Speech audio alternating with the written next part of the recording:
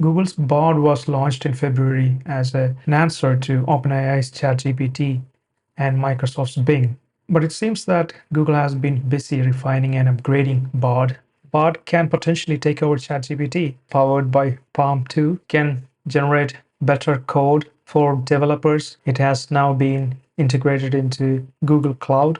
We'll talk about why Palm 2 is important later after we try out Bard, because to fully understand what is coming, you need to understand the underlying technology. But in this video, we are going to focus mainly on Bard, bard.google.com. You hit this URL, you need to be signed in to access this.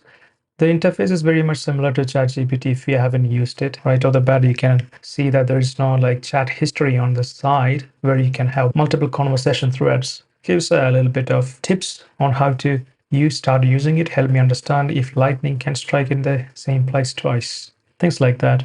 Another major difference is that it is connected to internet, so it can create a little bit more contextual and relevant information than ChatGPT. You can read from the links that you give it. So the question is, should you be paying for ChatGPT Plus anymore with the browser plugin? Because Bard is taking the lead in this browsing internet section, I guess. And I have found that responses are sometimes better than ChatGPT just because of its internet connectivity, but both are more or less the same if you have the browsing enabled. Bard is now available in 180 countries. You had to be on a wait list before, but now it's available for everyone, pretty much everyone, 180 countries. What are your strengths, weaknesses compared to ChatGPT? As you can see, that it has no streaming responses. Just compiles the whole response and give it to you. ChatGPT strengths, it's very good at generating creative text formats, poems, code, scripts, musical pieces, emails, letters. Weaknesses, it can be sometimes be inaccurate or misleading. I don't think that's a strong distinguishing factor. Strengths, I'm better at following instructions than ChatGPT. This is another improvement in the Palm 2 model because it is better at doing step-by-step instructions, math problems, etc. Weaknesses include answering open-ended, challenging, or strange questions. Needs to be very specific. Overall, I believe that I'm a more accurate and general, reliable large language model than ChatGPT. I think so. ChatGPT is creative with its responses, but Bard can be more factual. We can also see the other drafts here. So it's like you're getting more output for your prompt, more tokens, so to speak, because you have two other drafts here. Sometimes it gives three. Yeah, this is what what the comparison is. 1.3, so the parameters both are trained on are pretty much the same. Training data, books, data, and code. And also conversations with humans. Bard. Strengths, generating text that is fluent and grammatically correct. Generating in different creative text formats, following instructions, answering questions.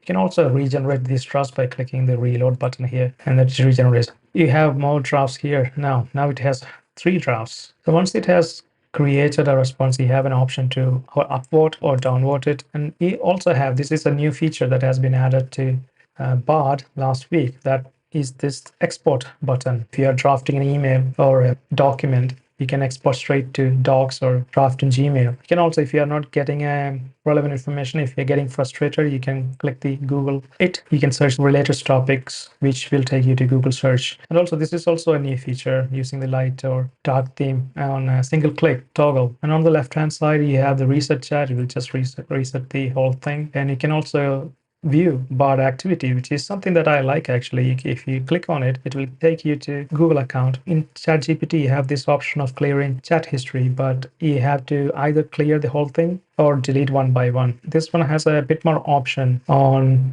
turning off the Bard activity here, which means that it will not store any of the activity. And also you can selectively auto delete for like various durations, 3 months, 18 months, 36 months, or you can choose a custom range. If you click on delete, last day, all time, or custom range. And coming back to the interface, you have frequently FAQ, updates about new updates on the software, more concise summaries. So this is today, 17th of May. So IA event was last week, something here. More countries and language. This was the update. More countries and languages. You can now collaborate with Bard in Japanese and Korean. And Google Docs to Gmail, that button, export button is new, dim light. So that is pretty much about Bard, what that is. You have a mic option to speak to it. That is nice. I don't know if it'll work. Yeah, you have to give access to your mic for that to work. You need to find a better setup for this mic. You have these three dots here. You can copy the response as well there. Palm 2 has made Bard better, definitely. There is no question about that. And they're already working on a even larger language model called Gemini. Gemini is being built from the ground up to be multimodal. Have a look at this section.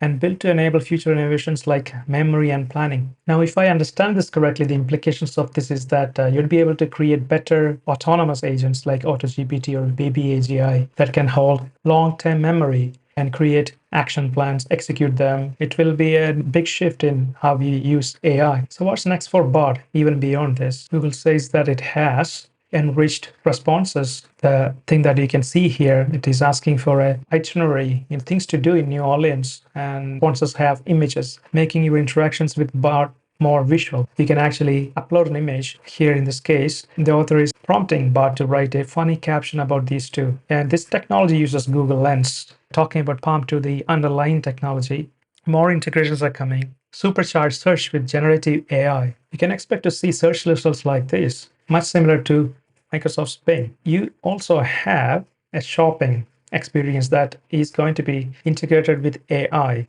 There are other versions of Palm 2 specifically built for some special purposes. Made Palm 2, specific version of Palm 2, first language model to perform at expert level in the US medical licensing exam style questions. And there is Google Cloud is also getting major updates. Google Cloud is managing servers and that kind of stuff, more towards software engineers. SecPalm is a specialized version of Palm 2, is again trained on security, cybersecurity use cases, and potential leap for cybersecurity analysis, identifying threats and mitigating and addressing those threats in a sensible way. As a developer, if you're like me, you can also sign up for Palm 2 API. Really excited. There's so much more to come from Google. I am liking these AI wars. There is all sorts of news coming from IBM, Microsoft, a lot of AI news coming our way, but I'm really excited. There is competition. That means that there is competitive pricing and more. It's making our lives easier. If you want to know more about the announcements from Google, I will do a link below, which has like 100 announcements, key points from Google I/O event. That will be in the description. And goodbye. You may like this video here.